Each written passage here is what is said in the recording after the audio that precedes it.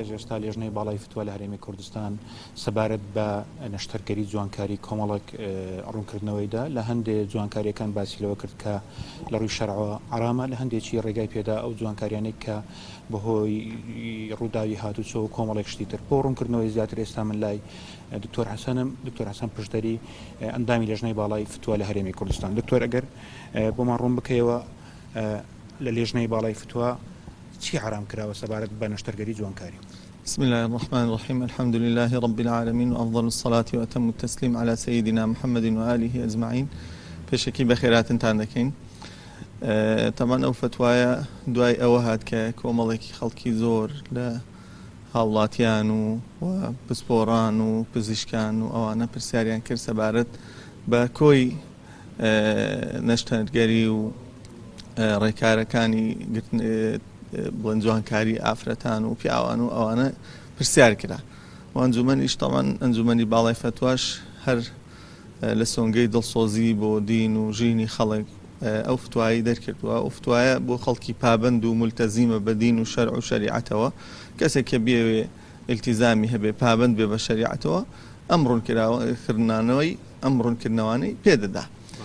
و فتوایەکە تەمان سێ بەشی سەرەکیە. بەشی یەکەم نەشتەرگەری غەیری جوانکاری، ئەو نەشتەرگەریانی پێویستن، ئەوە کارێکی زەرورە، مەسەرەن بۆ نمونە ڕاوەستاوە ژیان لەسەری، ئەوە دەکەوێتە سەر بابی پێویستی و واجبی و وەکو ئەوەی کە ئینسان خۆی بپارێزێ، نەفسی خۆی بپارێزێ لە مردن. ئەو جۆرە نەشتەرگەریە ئەوە پێویستە و ئەو نەشتەرگەری مەسەرەن عەمەلیاتێکی وایە کە ئەگەر نەیکات دەمرێ، عملیاتی مەسەلەن ڕیخەڵ و کوێرەیە، عملیاتی گورسی لێ نانە، ئەوە غێری جوانکاری. وتم سێ نقطەیە عملیات بە گشتی غێری جوانکاری، ئەمە نەشتەرگەری گشتی، ئەمە جۆرێکیان. جۆری دووەمیان نەشتەرگەری جوانکاریە.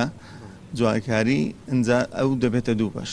نەشتەرگەری جوانکاری هەیە لە هۆکاری مەسەلەن ڕووداوێکی هاتوچۆ، سووتانێک، نەخۆشیەک بۆتە ئەوەی مای ئەوەی مەسەلەن پێستی تێپچێ، پێستی ناشرین ببێ، یان مەسەلەن ڕوانەوەی پرچ لە دوای ئەوەی کە پرسی پێوە نامێنێ، ئەوانە یان زۆربوونی مووی دەموچاوی ئافرەت، ئەوانەی کە لە ئەسڵی وەکو یاسا قاعیدەکەی ئەوەیە کە لە ئەسڵدا لە مرۆڤی و هاوتەمەنی ئەودا نابێ هەبێ ئەو نەوع نوقسانی و عیبیانە، یان پەنجەیەکی زیادە، یان مەسەلەن شکستێکی بەسەر هاتووە. ئەم نەوع عملیاتانە هەموویان دەکەونە بابی مباحەوە و دروستە ئەو کەسەی کە ئەم عیبانی بەسەرداهات ئەنجامی بدە.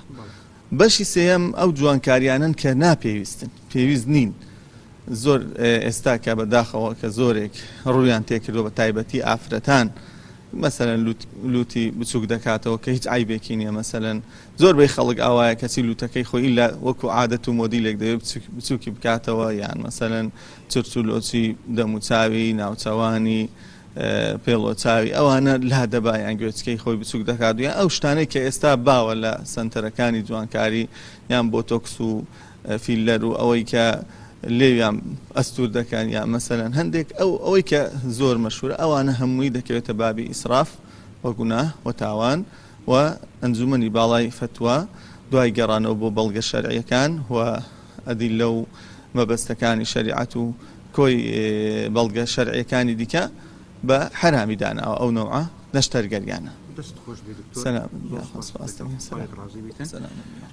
وەکو جێویستی دکتۆر بوون کە ئەندامی لێژنەی باڵای فتوایە لە هەرێمی کوردستان، فتوایەکەی بە سێ خاڵ کردەوە. لە خاڵی کۆتایی باس لەوە دەکاتن کە ئەوانەی لێژنە بە پشتبەستن بە دەقی یاسایی و دەقی شەرعی کە قەدەغەیان حرامی کردوون، وەکو فیلەر و پۆتۆکس و لێو گەورەکردن و ڕوومەت گەورەکردن و کۆمەڵێک شتی تر.